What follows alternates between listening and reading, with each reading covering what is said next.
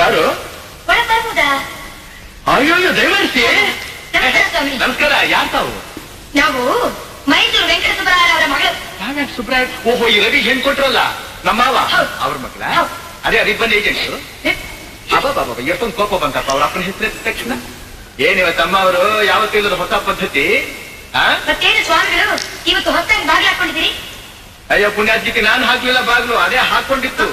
ಆ ಬಾಗಿಲು ಹಾಕಿದ್ರೇನು, ಈ ಬಾಗಿಲು ಸದಾ ತೆರೆದೇ ಇದೆಯಲ್ಲ ತಮಗೋಸ್ಕರ. ನಂಗೂ ಗೊತ್ತು, ಇದನ್ನ ಹೇಳೋಷ್ಟು ಕಷ್ಟ ನೀವು ತಗೋಬೇಡಿ. ಈ ಗಂಟೆ ಎಷ್ಟು? ಗಂಟೆ 10. ದೊಡ್ಡ ಮುಳ್ಳು ನೆಟ್ಟಿಗಿದೆ, ಚಿಕ್ಕ ಮುಳ್ಳು ಸ್ವಲ್ಪ ಈ ಕಡೆ ತಿರುಗಿಕೊಂಡಿದೆ. ಅದೆಲ್ಲ ಹಂಗೆ ಅಲ್ಲಿ. ಬೆಳಗ್ಗೆ ಅಮ್ಮ ಏನ್ ಹೇಳಿದ್ರು?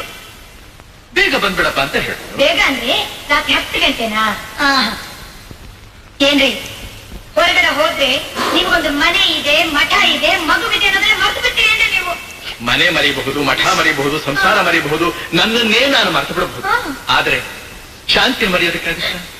ಶಾಂತಿನ ಬಿಟ್ಟು ಬದುಕೋದಕ್ಕಾಗತ್ತ? ಶಾಂತಿನ ಕಳ್ಕೊಳ್ಳೋಕ್ಕಾಗತ್ತಾ? ಸುಮ್ಮನೆ ನೈಸೆಲ್ಲ ಮಾಡ್ಬೇಡಿ ಕಂಡ. ಅದೆಂಥದ್ದಪ್ಪ ಕಳ್ತನ? ಹೆಸರು ಮಾತಿ ಕೇಳೋದಿಲ್ಲ ನೀವು. ಹೆಂಡತಿ ಮಾತಿ ಬೆಲೆ ಕೊಟ್ಟಿ. ನನ್ಗೊಂದು ನಿಜ ಹೇಳಿ. ಏನ್ ಹೇಳ್ಬೇಕು?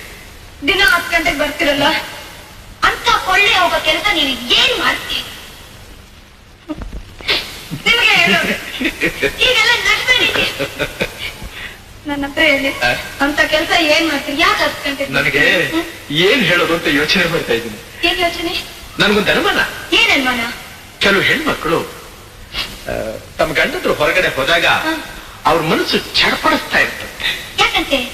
ಯಾಕಂತೆ ಅಂದ್ರೆ, ಎಲ್ಲಿ ತನ್ನ ಗಂಡನ ಮೇಲೆ ಯಾವ್ದಾದ್ರೂ ಒಂದು ಹೆಣ್ಣು ಬಲೆ ಬೀಸ್ಬಿಟ್ಲು, ಎಲ್ಲಿ ಆ ಬಲೆ ಅವನು ಗೆದ್ದು ಬಿಟ್ನೋ, ತನ್ನೆಲ್ಲ ಮರೆತು ಬಿಡ್ತಾನಂತ ಅವಳ ಮನಸ್ಸು ಮಿಲಿಮಿಲಿ ಮಿಲಿಮಿಲಿ ಮಿಲಿಮಿಲಿ ಅಂತ. ಏನು ಇವತ್ತು ಸ್ವಾಮಿಗಳ ಮನಸ್ಸು ಮೋಹನ ರಾಗ ಹಾಡ್ತಾ ಇದೆಯಾ? ಶೃಂಗಾರಕ್ಕಾಗೆ ಬರಿತಾ